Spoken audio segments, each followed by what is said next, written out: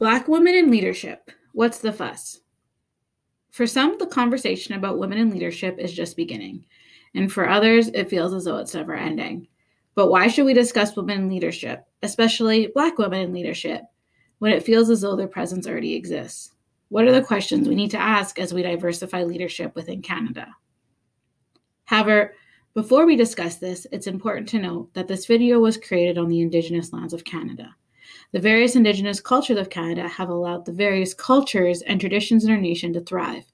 And through this acknowledgement, we work to rectify the damaged treaties, as well as reflect on previous practices that have harmed the various groups within Canada. Today, I will explain why women's leadership is an essential point of discussion, particularly from the Black female intersectional lens. First, you may be asking, well, what is intersectionality? According to the dictionary, intersectionality is the complex, cumulative way in which the effects of multiple forms of discrimination, such as racism, sexism, and classism, combine, overlap, or intersect, especially in the experiences of marginalized individuals or groups. This concept was made famous by Kimberly Crenshaw when a case against General Motors determined that they were hiring Black males and Caucasian females in an effort to diversify, but overlooked Black females, as to them, they were already diversifying by getting two groups. This mindset that existed in the 70s, that you can only be one marginalized group, can still affect employers in our current society when they view the diversity in their leadership teams. This is because until 1990, leadership practices, such as the great man theory, predominantly were described using male traits, such as aggressive, independent, or dominant. There is an expectation for a leader to be successful in leadership that they'd have to have a high IQ, natural-born charisma, and strict organizational skills that is still often seen in authoritarian leadership styles and practiced.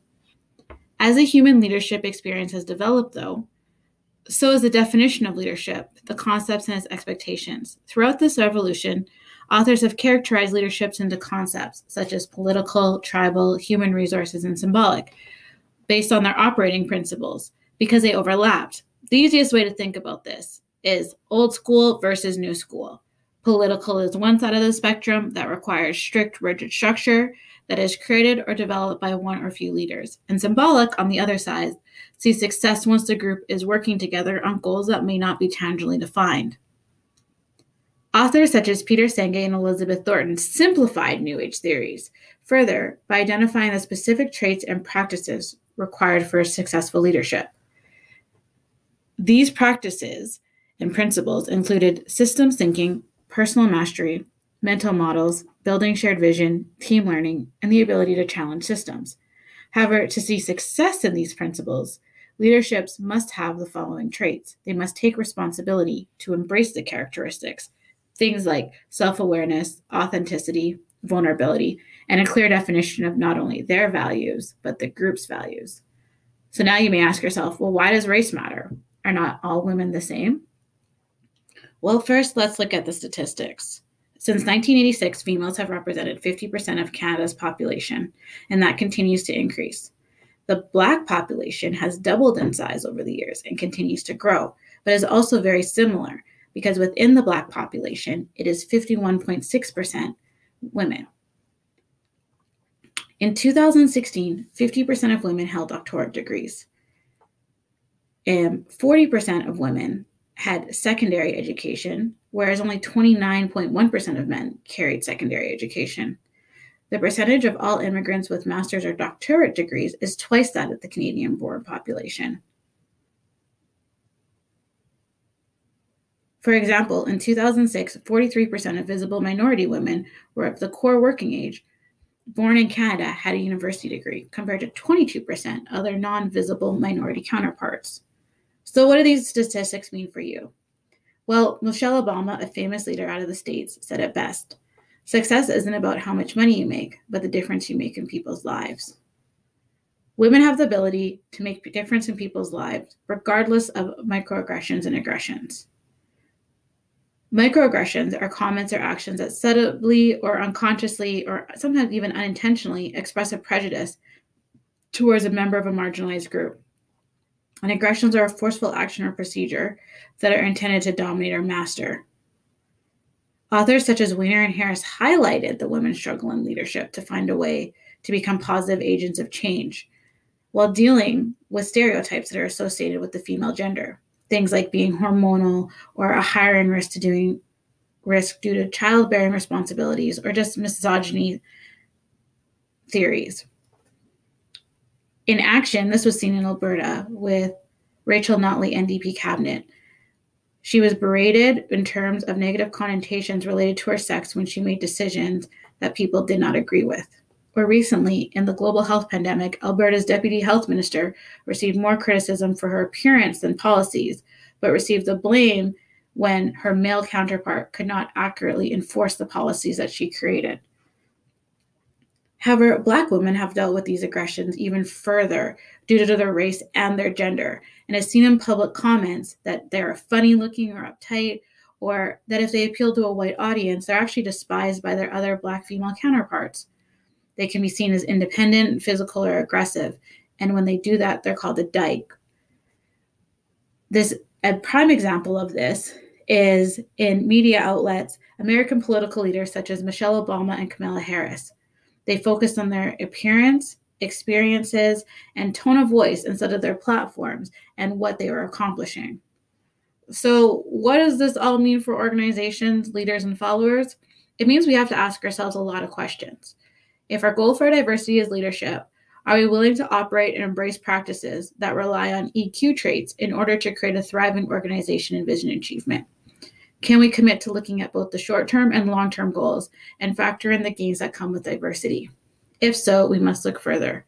We must ask ourselves as individuals, what are our values? Or think, what do we stand for?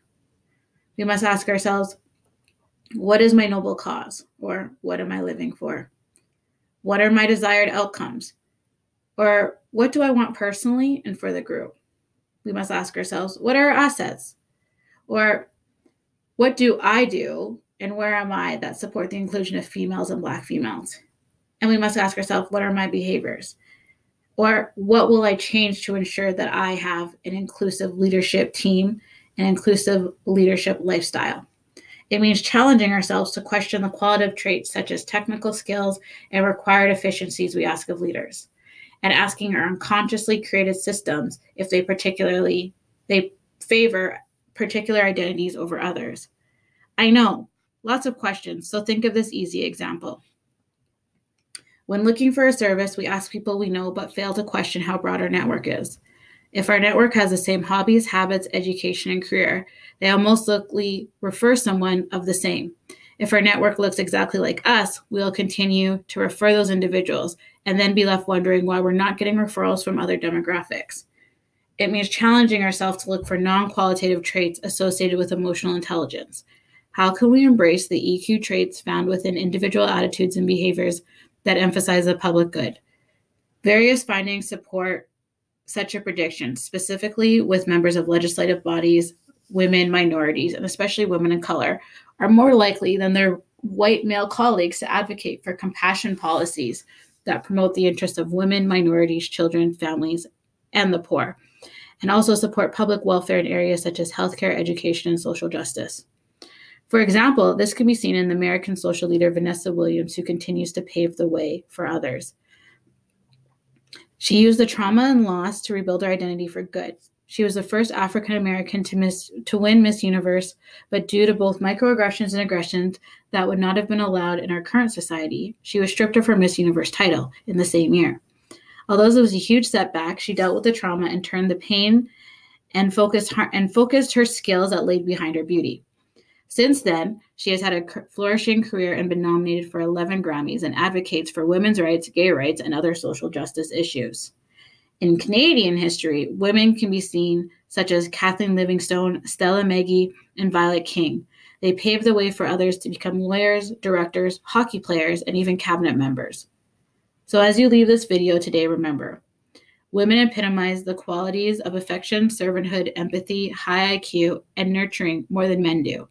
And this allows them easier navigation in current leadership practices.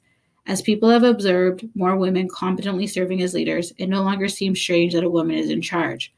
However, to ensure the rise of female leaders positively impacts all groups, it is essential that Black women's contributions are recognized. In fact, given Female Leaders Associations with contemporary activism, they have come to symbolize modernity and future-oriented leadership styles.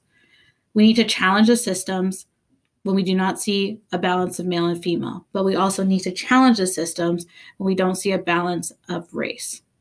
Canada has prided itself on being a mosaic where all can thrive in their personal identity.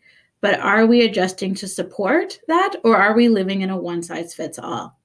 So before you go back to your day, ask yourself, who is the individual and authors that you receive your learning from? Are they male, female, Canadian, Black, Asian, Indigenous, Two-Spirit? Who are your available mentors? Who is currently at the tables that you host or wish to join? And as you leave, remember the words of Ivana Vanslet.